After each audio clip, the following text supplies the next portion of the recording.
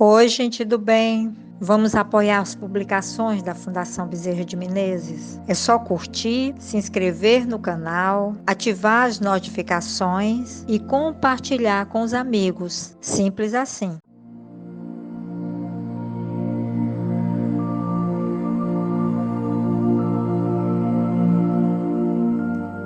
Olá a todos, nós vamos fazer o estudo do capítulo 14 do Evangelho segundo o Espiritismo, intitulado Honrai vosso pai e vossa mãe.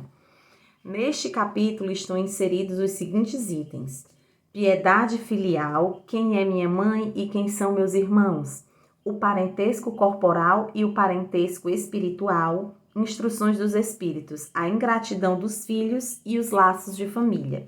E o item ao qual nós vamos conversar é o parentesco corporal e o parentesco espiritual. Vamos fazer a leitura do item 8. Os laços de sangue não estabelecem necessariamente os laços entre os espíritos. O corpo procede do corpo, mas o espírito não procede do espírito, porque o espírito existia antes da formação do corpo. Não foi o pai quem criou o espírito do filho. Ele não fez senão fornecer-lhe um envoltório corporal, mas deve ajudar o seu desenvolvimento intelectual e moral para fazê-lo progredir.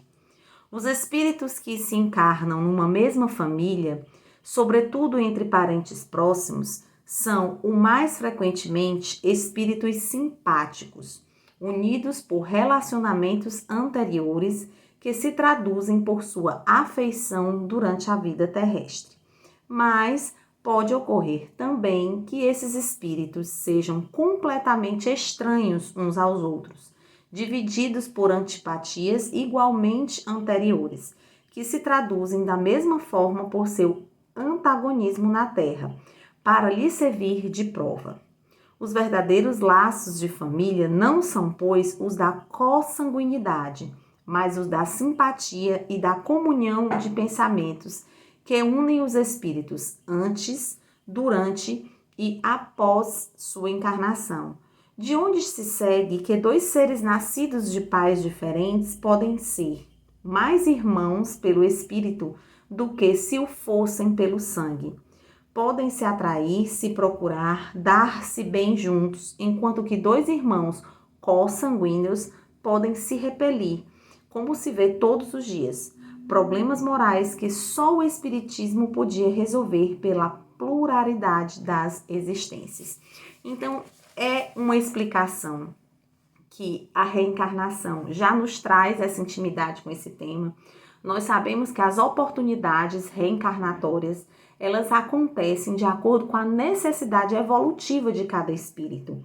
Então, muitas das vezes nós teremos parentes corporais, aqueles espíritos aos quais nós temos que ter uma vivência, seja essa vivência para dar continuidade a um laço afetivo que já iniciou a construção, seja para resolução de pendências pelos desafetos.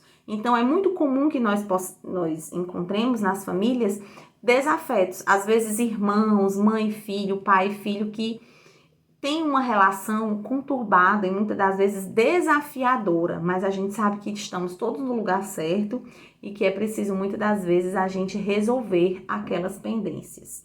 E também existem aquelas afinidades espirituais que a gente não consegue explicar. É uma afinidade tão grande, tão imensa, um amor, um afeto tão grande que nós sentimos por pessoas que nem têm o nosso sangue, não tem um parentesco corporal, mas são sim os espíritos afins, os encontros espirituais. Então a reencarnação ela vem para dar essa explicação. Como pode os mesmos pais darem vida ali a dois seres, e dois seres muitas das vezes completamente diferentes, que não têm afinidade, ou que um tem bastante afinidade e o outro não tem.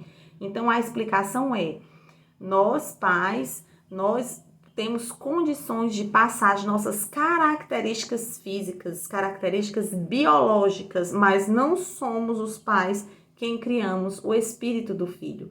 O espírito do filho é criado por Deus para crescer e evoluir a cada projeto encarnatório cumprido.